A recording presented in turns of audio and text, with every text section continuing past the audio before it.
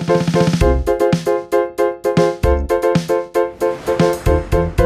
देख रहे हैं केवल सच न्यूज। नमस्कार, आप देख रहे हैं केवल सच न्यूज। मैं ब्रजेश मिश्रा और आज केवल सच न्यूज के स्टूडियो में मौजूद हैं इंटक के राष्ट्रीय उपाध्यक्ष चंद्र प्रकाश सिंह, जिनको लोग सीपी सिंह के नाम से जाने जाते हैं। हार्दिक स्वागत है आपका यूट्यूब चैनल में। और कई मुद्दे पर आज हमारी चर्चा होगी। इसके पहले मैं इनके बारे में कुछ बता दूं, क्योंकि बिहार ही नहीं बल्कि पूरे भारत देश में मजदूरों के संकट मोचन के रूप में इनकी पहचान होती है। लोग इनको हनुमान मानते हैं, श्रमिक इनको हनुमान मानते हैं। न सिर्फ श्रमिक बल्कि सरकार के बड़े से बड़े अधिकारी और राजनेता भी मजदूरों के श्रम कानून के बारे में इनको एक अच्छे जानकार के रूप में इनको पहचानते हैं। इनकी लोकप्रियता है और विभिन्न संगठनों में इनका संगठन काम कर रहा है इंटक का, और यह मजबूती से मजदूरों के हक और अधिकार दिलाने के लिए हमेशा प्रयत्नशील रहते हैं। सबसे पहले हमारा पहला सवाल है कि इंटक बिहार में कहाँ कहाँ काम कर रहा है, किस किस क्षेत्र में काम कर रहा है? देखिए, सबसे पहले ब्रजेश मिश्रा जी, आपको बहुत धन्यवाद है कि मजदूरों के मुद्दों पर आप बहस कर रहे हैं और उसके बारे में अपने YouTube चैनल के द्वारा एक प्रसारण कर रहे हैं लोगों के लिए। तो इसके लिए फिर से आपको बहुत धन्यवाद है। आपका ये YouTube चैनल आगे बढ़े और लोगों की समस्याओं से आप जुड़ें और उनको समाधान के लिए कोई रास्ता निकालने में पहल करें। देखिए, जहाँ तक सवाल है इंटक का कि बिहार में कहाँ कहाँ है, तो हर एक क्षेत्र में है। आप बिजली के क्षेत्र में चले जाइए, जो NTPC, पावर ग्रिड, ये सब में रिकॉग्नाइज्ड संगठन है हमारा। नया जो नवीनगर से लेकर के चौसा में भी थर्मल पावर का निर्माण हो रहा है, उन जगहों पर भी INTUC का यूनियन है। चीनी मिलों में चले जाएं, वहाँ भी INTUC का यूनियन है। मल्टीनेशनल कंपनी है, वहाँ भी हम लोग काम कर रहे हैं, वो चाहे ITC हो, बाटा हो, कोको कोला हो, तो विभिन्न प्रकार के। आप अगर पब्लिक सेक्टर में आ जाएं तो पर्यटन निगम हो, बिहार राज्य पथ परिवहन हो, कोई भी हो, पब्लिक सेक्टर में भी कई जगहों पर हम लोग काम कर रहे हैं। लोकल बॉडीज़ में आप देखिए, म्यूनिसिपल कॉरपोरेशन में जो है उसमें भी सफाई मजदूरों के लिए लंबी लड़ाई हम लोग लड़ते रहे हैं। तो इधर भी आप जाएंगे और असंगठित क्षेत्र में भी जाएंगे, सरकारी क्षेत्र में भी आप सिंचाई वगैरह में हम लोगों का यूनियन चल रहा है, पर्यावरण वन विभाग में चल रहा है, और असंगठित क्षेत्र में भी निर्माण के क्षेत्र में जाइए, एग्रीकल्चर के क्षेत्र में जाइए, मनरेगा मजदूरों के क्षेत्र में जाइए, तो वहाँ भी कई डोमेस्टिक वर्कर्स के क्षेत्र में जाइए, 3 व्हीलर्स के क्षेत्र में जाइए। तो ट्रांसपोर्ट में लोडिंग अनलोडिंग करने वाले जो बड़ा ग्रुप है, वो चाहे SFC के गोडाउन में काम करता हो या प्राइवेट वेयर हाउस में काम करता हो, तो कई क्षेत्र हैं। हम बहुत हमको याद भी नहीं है कि लगातार आपको कितना बोले, लेकिन प्रत्येक क्षेत्र में INTUC की पकड़ है और INTUC सब जगह मजबूती से काम कर रही है।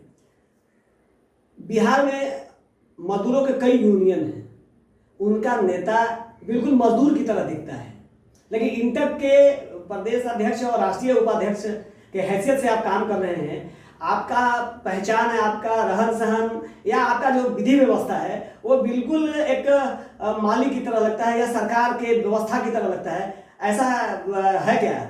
अब देखिए, बड़ा मुश्किल है कि अगर कोई मजदूर बढ़िया कपड़ा पहन ले तो आप बोलेंगे कि ये तो गड़बड़ है, बेईमान है। तो क्या आप बताइए कि अच्छा रहन सहन, अच्छा खान पान का अधिकार भगवान ने क्या एक वर्ग विशेष को दिया है, या जो मजदूरों के ऊपर जो कमान कसते हैं या जो रूल करते हैं, जो शोषण करते हैं, केवल उन्हीं को अधिकार है? हम तो अपने यूनियन में जो हमारे वर्कर हैं उनको हम कहते हैं बराबर कि देखो, जब तक ताकत समान नहीं होगी, एक होता है ना कि बराबरी की दोस्ती होती है। जी। अगर मैनेजमेंट के बराबर खड़ा होने की ताकत हमारी नहीं हो, सरकार के अधिकारी के बराबर खड़ा होने की ताकत हमारी नहीं हो, जानकारी हमारा अगर बराबर नहीं हो, तो फिर मुश्किल है आज के परिस्थिति में झेलना और लोगों के संकट को दूर करना। क्योंकि डिमोरलाइज करने का ही सबसे पहला है कि आपको लगेगा कि अरे भाई ये क्या है, ये तो मजदूर नेता है, लगता है कि मजदूर नेता है। एक तरीके से मजदूर नेता का मतलब क्या होता है कि वो कटोरी लेके भीख मांगेगा? अरे मजदूर नेता भी गाड़ी पर चल सकता है, अच्छा जगह रह सकता है, अच्छा तरह से पहनावा कर सकता है, खाना खा सकता है, एक मजदूर है। क्या आप चाहते हैं कि एक मजदूर की पहचान केवल सर पर उसकी टोकरी हो और वो मतलब बदन में उसका कपड़ा नहीं हो, काला हो और सब जगह उसका पसीना बहता हो? क्या मजदूरों का अधिकार नहीं है कि बढ़िया कपड़ा पहने, बढ़िया जूता पहने? एक तरह से आप यह कहना चाहते हैं कि जो जहां जहां यूनियन है आपका, उन जगहों पे आप अपनी मजबूती से अपनी बात को रखने के लिए पैरेलल व्यवस्था के तहत काम करने के दृष्टिकोण से ये बातें कह रहे हैं। नहीं, बिल्कुल कह रहे हैं। और हम कहते हैं कि अगर किसी संस्था में मालिक गाड़ी से उतरेगा तो मजदूर नेता भी गाड़ी से उतरेगा, तो इसमें क्या बुराई है? क्या वो जो मालिक हैं उन्हीं को अधिकार है केवल गाड़ी पर चढ़ने का? जो मजदूर का लीडर है वो गाड़ी पर नहीं चढ़ सकता है? या कोई, अरे ये सब पुरानी बातें हैं। और गरीबों को बराबर दबाए रखने का है कि ये झोपड़ी में रहने वाले हैं, ये सड़क पर सोने वाले हैं, मतलब ये जीवन भर सड़क पर ही सोएंगे, जीवन भर झोपड़ी में ही रहेंगे। बड़ा मुश्किल है ये लोग इस तरह की बात। पटना नगर निगम का बड़े स्तर पे हड़ताल चल रहा था, उसका नेतृत्व आप कर रहे थे। हाईकोर्ट के बाद वो हड़ताल समाप्त किया गया। आखिर मामला क्या है और बार बार क्यों हड़ताल पे जाते हैं? नहीं, देखिए, एक ही मामला है कि गरीबों को उनका हक मिलेगा कि नहीं। हम कह रहे हैं कि सफाई मजदूर, कोई बात कर लेना, कोई डिबेट कर ले इस पर कि सफाई मजदूर, आपने, बिहार सरकार ने क्या किया? कहा कि ग्रुप घ का पद ही नहीं रहेगा, मतलब ग्रुप डी का पद नहीं रहेगा। चलो भाई, नहीं रहेगा, मान लिया। शिक्षा विभाग में नहीं रहेगा, IT डिपार्टमेंट में नहीं रहेगा। हमने पूछा कि आप क्या कह सकते हैं कि स्वास्थ्य विभाग में डॉक्टर का पद नहीं रहेगा, नर्सेस का पद नहीं रहेगा, शिक्षा विभाग में शिक्षकों का पद नहीं रहेगा? तो ये नगर निकाय में, नगर निगम में सफाई मजदूरों का पद नहीं रहेगा तो क्या IT विभाग में पद रहेगा क्या उनका? एक बात। दूसरी बात है कि सफाई मजदूर, कोरोना काल में नरेंद्र मोदी जी ने उनका पैर धो करके अपने तौलिया से उसके पैर को साफ किया, उसके जो पैर का वो धोवन जो था उसको लेकर सर माथे लगाया, कोरोना में उसको कोरोना योद्धा बताया है। और अब आप क्या कर रहे हैं? ऐसे लोगों को, नरेंद्र मोदी जी की तो सरकार है ना यहाँ बिहार में, उन्हीं के गठबंधन की सरकार है और उनके ही विभाग के मंत्री भी हैं, उन्हीं के पार्टी के। अब आपको कम से कम नरेंद्र मोदी जी का तो इज्जत रखिए कि जिस सफाई मजदूर को कोरोना योद्धा कह रहे हैं आप उसी योद्धा को घायल कर रहे हैं। जिस कोरोना योद्धा को, जिस सफाई मजदूर का मोदी जी पैर धो रहे हैं आप उसका पैर काट रहे हैं।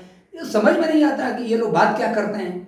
अरे भाई, क्या मांगता है? वो मांगता है कि हम 10 बरस 20 बरस से काम कर रहे हैं, हमको हमारा परमानेंट करिए। क्यों नहीं करिएगा? दैनिक मजदूर का क्या परिभाषा है? दैनिक मजदूर का परिभाषा है ना कि कोई काम टेम्पोररी है। आजकल तो योजना मजदूर का भी नाम आ गया है। अब तो योजना मजदूर है, स्कीम मजदूर है, अब तो कौन कौन तरह का मजदूर है, चूंकि प्रेनियर नेचर का जॉब, अब तो अस्थाई जो नौकरी है सरकार उसको बिल्कुल खत्म कर रही है। टर्म एम्प्लॉयमेंट है, 2 महीना का नौकरी, 2 बरस का नौकरी, 3 महीना का नौकरी, 3 बरस का नौकरी, मतलब आप रिटायर करने का कोई उम्र है ही नहीं। आप 2 महीना में रिटायर कर लेंगे। सरकार का क्या उद्देश्य हो सकता है? सरकार का उद्देश्य है कि मतलब एक बड़े जो लोग हैं वो बड़े बने, जो पूंजीपति लोग हैं वही ज़्यादा पूंजी एकत्रित करें, जो मतलब एक गरीब लोग हैं वो दिन पर दिन गरीब होता जा रहा है। अब आप बताइए ना कि कोरोना काल में पूरे देश का इकोनॉमी चरमरा गया, जी, हर लोग तबाह हो गए। लेकिन अंबानी और अडानी ऐसे चंद पूंजीपतियों का पूंजी 3-3 गुना बढ़ गया ये कोरोना काल में। ये क्या है भाई? ये कौन सा मतलब इकोनॉमी है देश का जो चल रहा है? हमको समझ में नहीं आता है।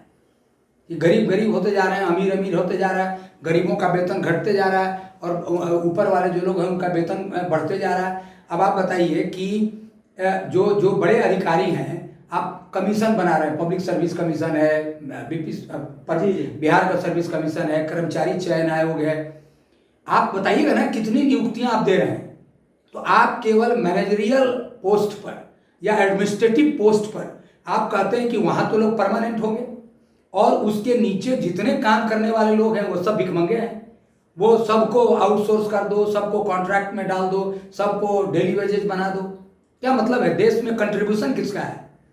एक हमको कोई बताए, आप दिमाग से कंट्रीब्यूट कर रहे हैं, जी, कोई मान लो पूंजी से कंट्रीब्यूट कर रहा है, लेकिन इस देश का श्रमिक पसीना और खून और मेहनत से जो कंट्रीब्यूट कर रहा है, तो देश के विकास में कंट्रीब्यूशन का बात होना चाहिए कि कौन कितना योगदान कर रहा है। देश का जो 38 करोड़ 40 करोड़ आंकड़ा पर विश्वास करना बड़ा मुश्किल है।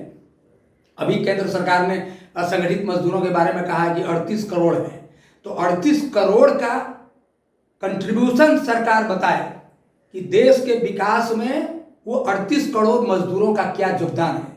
खेत में काम करने वाले खेतीहर मजदूरों का जी खेत में अन्न अनाज के उत्पादन में क्या योगदान है।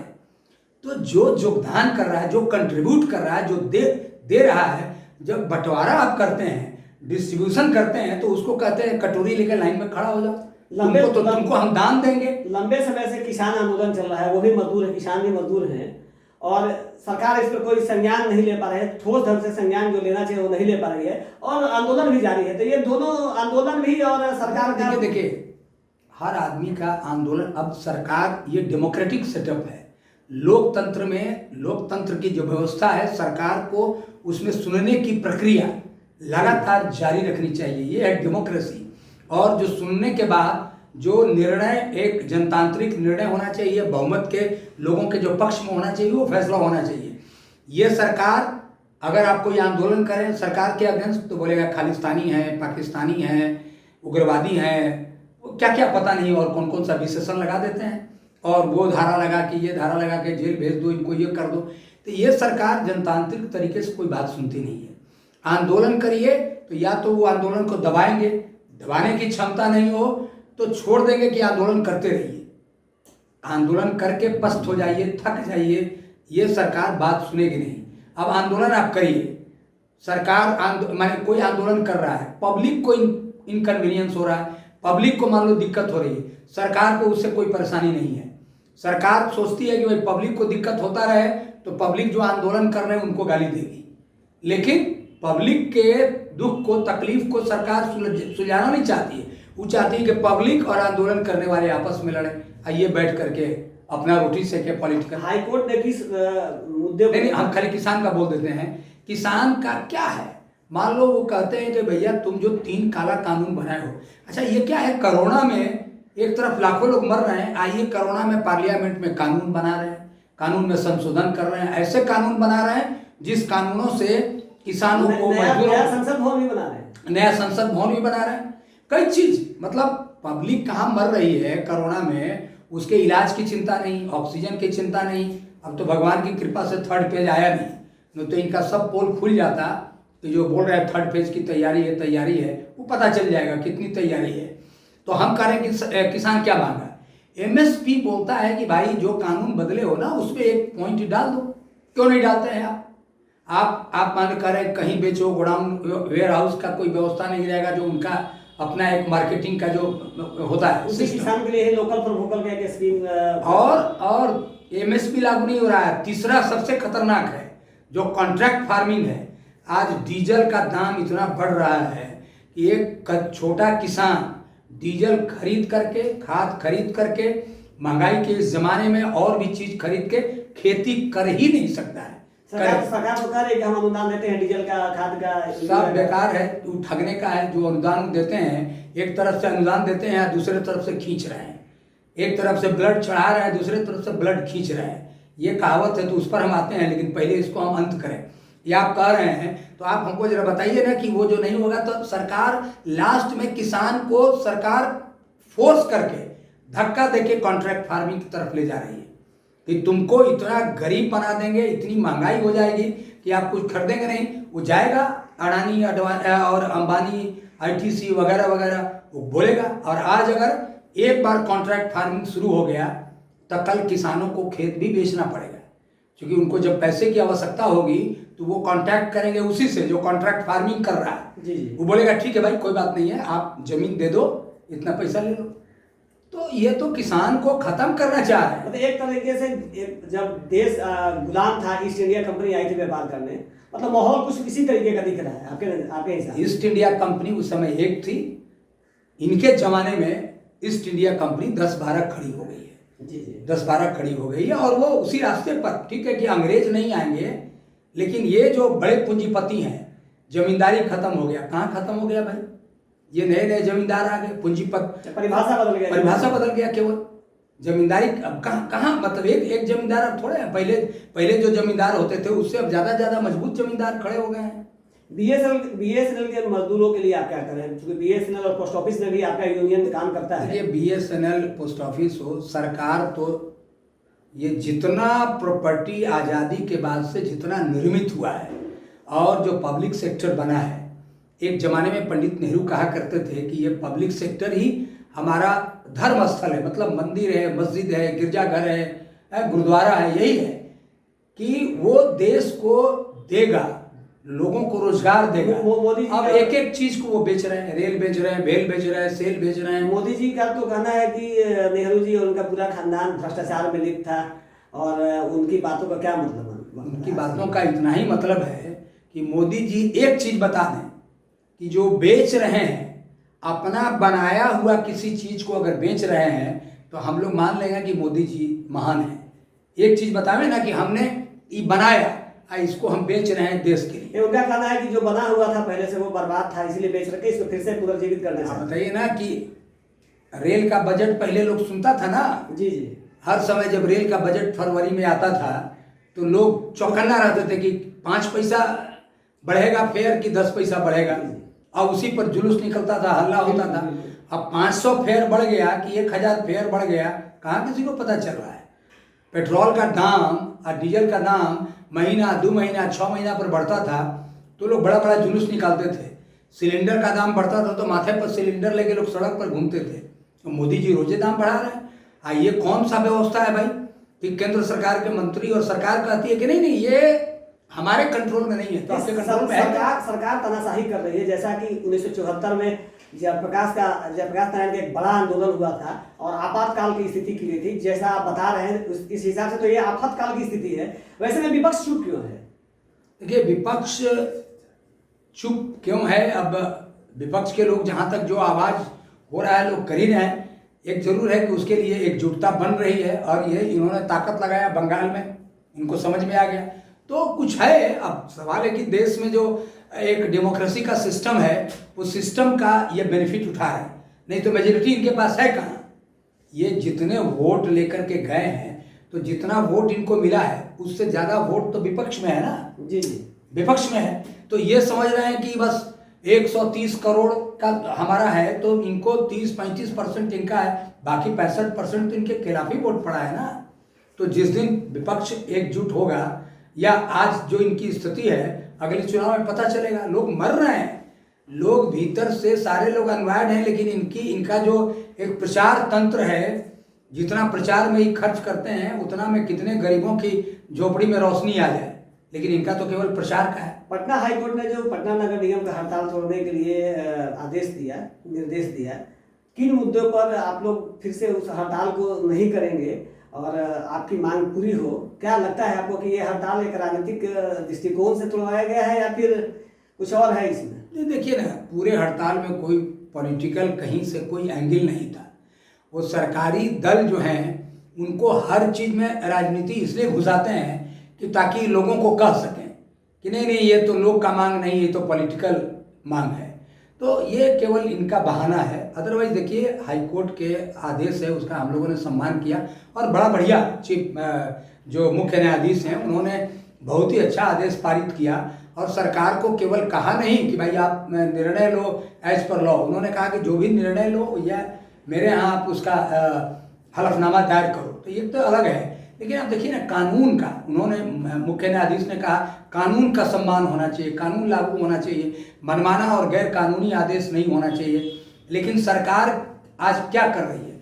44 कानून 4 कोड का जो बात चल रहा है, नरेंद्र मोदी जी ने कितना बढ़िया से ये मैकेनिज्म किया कि 44 कानून, जिसे एक छोटा सा देहात में समझने वाला एक देहाती परिभाषा के रूप में हम आपको बता रहे हैं कि अगर गाँव में एक कुआं हो और वो कुआं का पानी बढ़िया है और लोग रोज पी रहे हैं, अब एक झंझट करने वाला आदमी को मान लो कोई नियत हो गया कि कुआं से कुछ और उपयोग करना चाहता हो, तो उसने कह दिया कि ये कुआं का पानी गंदा है, खराब है, पियोगे तो मर जाओगे, आपके हित का नहीं है, मैं आपके लिए चापाकल बढ़िया लगवा रहा हूँ।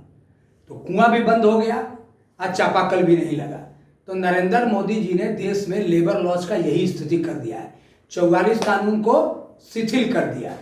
44 कानून भी नहीं चल रहा है और उनका 4 लेबर कोड जिसको वो मान लो बता रहे थे कि मजदूरों के हक में ले आ रहे हैं, वो भी अभी तक लागू नहीं हुआ। 7 बरस तो हो गया, उससे ऊपर जा रहा है। तो नीतीश जी उनके साथ में है। नीतीश जी कहते हैं कि हम सुशासन ला रहे हैं, हम हमारा कानून का राज है, हम नियम और संविधान का पालन करते हैं। तो ये कैसी दोहरी नीति है? भैया देखो, नीतीश जी के बारे में मैं आपको ब्रजेश जी बताऊंगा। मैं उनके बारे में कुछ ज़्यादा बोलना नहीं चाहता हूँ, इसलिए कि मेरे को लगता है कि आदमी अच्छे हैं, आदमी अच्छे हैं, लेकिन कहीं ना कहीं एक ऐसे गिरफ्त में आ गए हैं कि वो चाह के भी कुछ नहीं कर सकते हैं।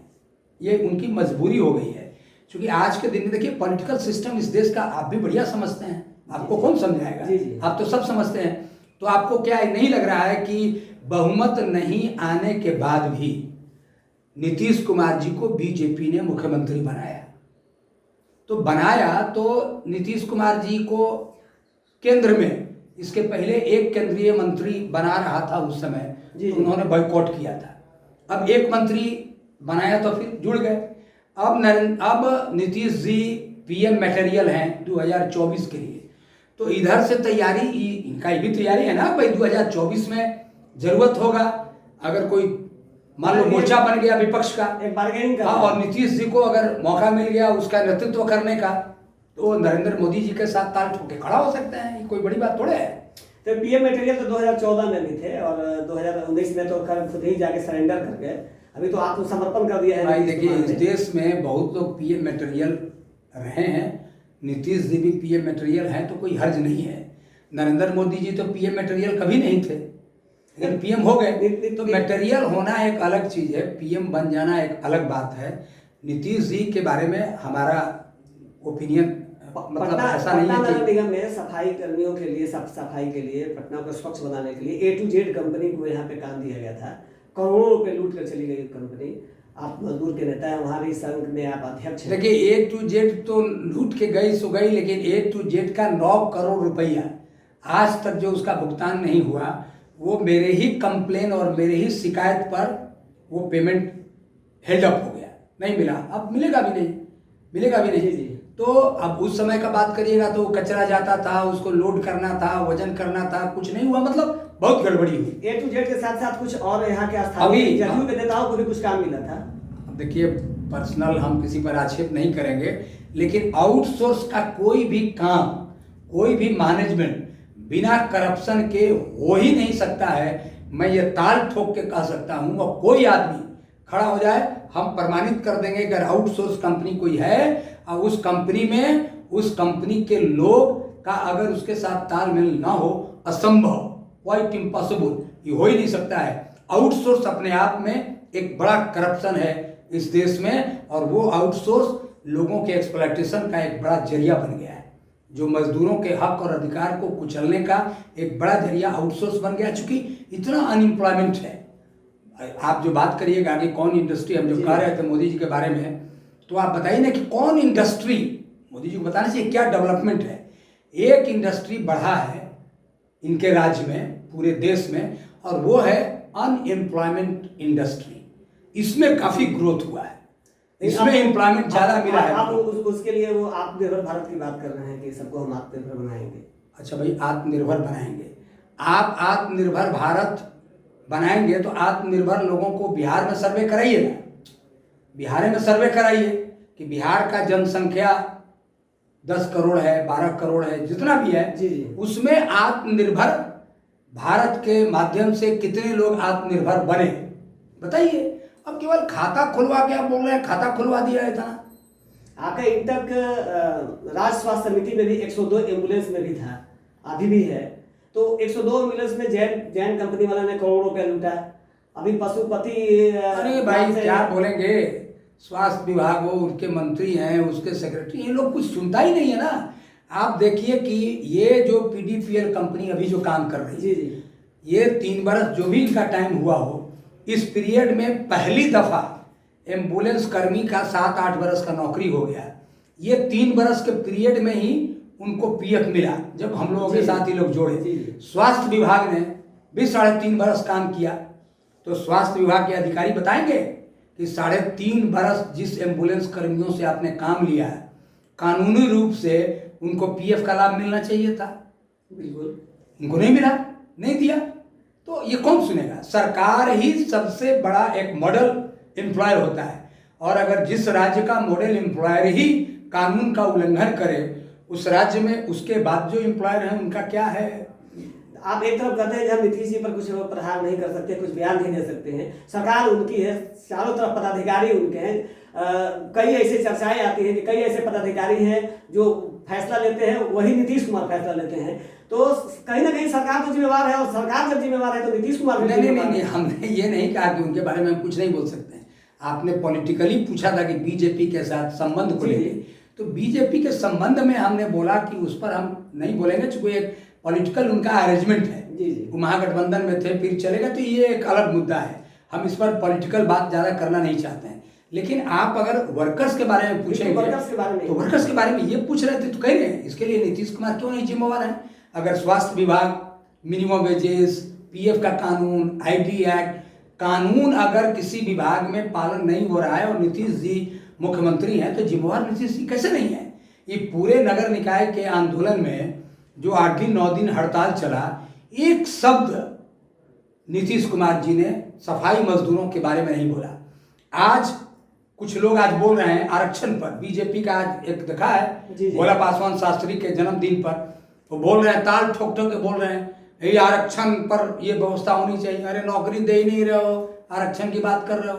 जो आरक्षित वर्ग हैं, सफाई मजदूर, उनका आप गला काट रहे हैं, उनकी नौकरी छीन रहे हैं, और आप आरक्षण पर ढोल बजा रहे हैं। मजदूरों के सहानुभूति तो वो बटोरना चाहते हैं, प्रधानमंत्री भी ताल ठोक के कहते हैं कि मैं अति पिछड़ा हूँ, और नीतीश कुमार भी अभी जैसे आपने कहा भोला प्रसाद शास्त्री जी के जन्मतिथि पर अगर ये घोषणा करते हैं लेकिन काम नहीं करते हैं, तो कहीं ना कहीं ये मजदूरों को गुमराह कर रहे हैं, सिर्फ वोट हासिल करने के लिए काम कर रहे हैं। मैं दावे के साथ कहता हूँ, राज्य सरकार नीतीश कुमार जी के मुख्यमंत्रित्व में, जो उनके नेतृत्व में चल रहा है, श्रम कानूनों के बारे में इस राज्य की स्थिति और भी बदतर है।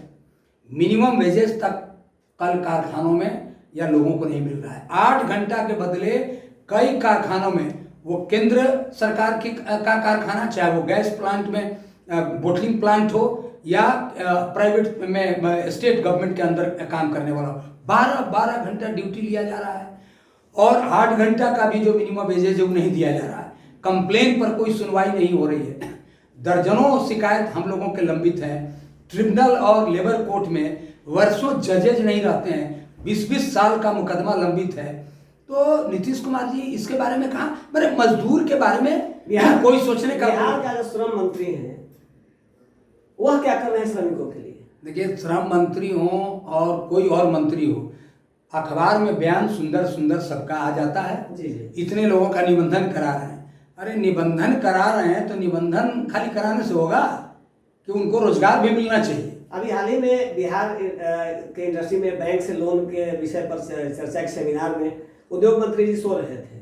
पहले तो बैंक के कर्मियों को लधाड़ा, पदाधिकारियों को लधाड़ा, और सो जब इंडस्ट्री ही नहीं लगेगा तो मजदूर नहीं होंगे, और जब मजदूर नहीं होंगे तो आप मजदूर यूनियन कैसे चलाएंगे? भाई अखबार में रोज रोजगार मिल रहा है, अखबार में रोज उद्योग लग रहा है, आज अखबार में रोज हजारों पूंजी निवेश हो रहा है, तो सरकार इसी पर चल रहा है। तो अखबार में नहीं ना यूनियन चला, नहीं, वो उनके लिए कार्य है जो अखबार में केवल जनता को खुश कर रहे हैं।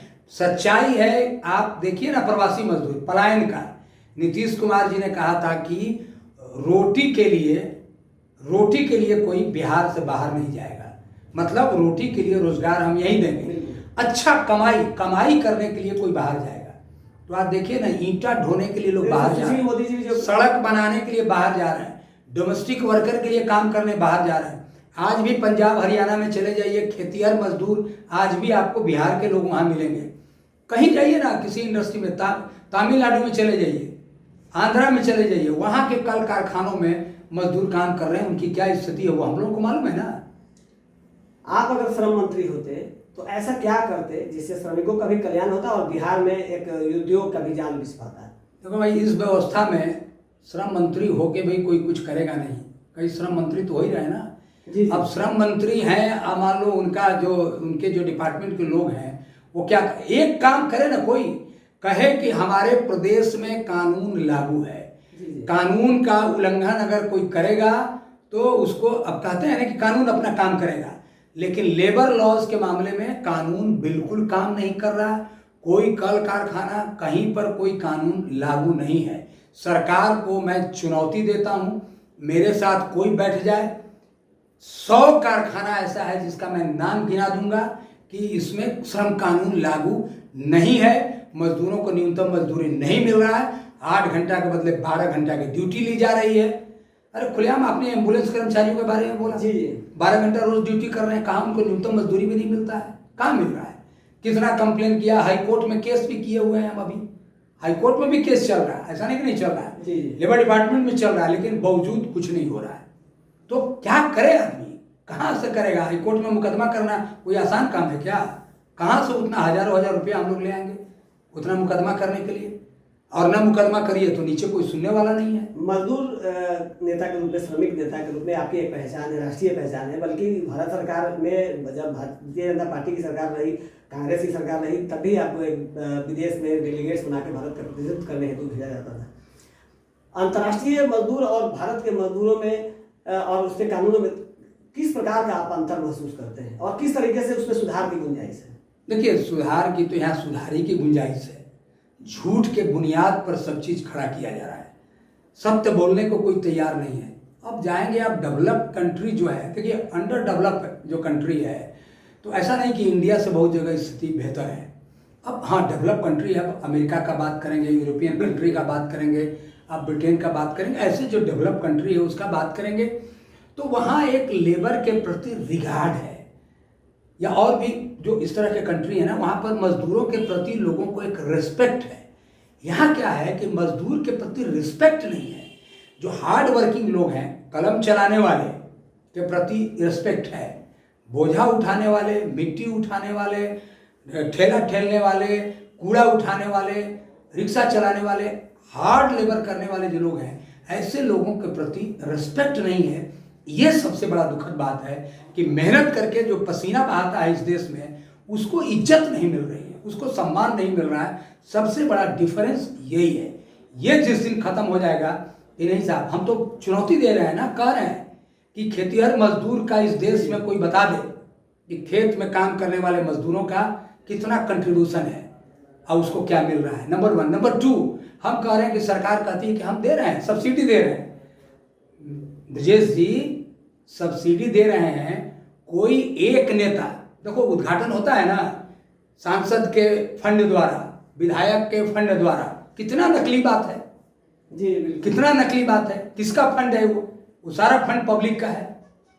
बैंक में जितना रुपया है, किसका रुपया है? सरकार का है क्या?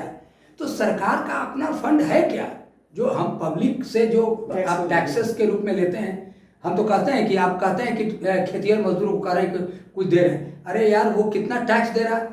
मोबाइल खरीदे टैक्स, सिम लगाए टैक्स, रेल पर चले टैक्स, कपड़ा खरीदे टैक्स, जूता खरीदे टैक्स, बीड़ी खरीदे टैक्स, मतलब सब्जी खरीदे टैक्स। कौन चीज है जो देश का एक सामान्य नागरिक, एक सबसे गरीब आदमी है जो सरकार को टैक्स दे रहा है कि नहीं? इनकम टैक्स देने वाले अगर कहेंगे कि हम टैक्स दे रहे हैं, बिल्कुल झूठ है। 130 करोड़ की आबादी में कितना लोग इनकम टैक्स रिटर्न भरता है? 4 करोड़, 4.5 करोड़, यही है, यही आंकड़ा है। तो बाकी आप बताइए ना कि 126 करोड़ लोग क्या सरकार को कुछ नहीं देता है क्या?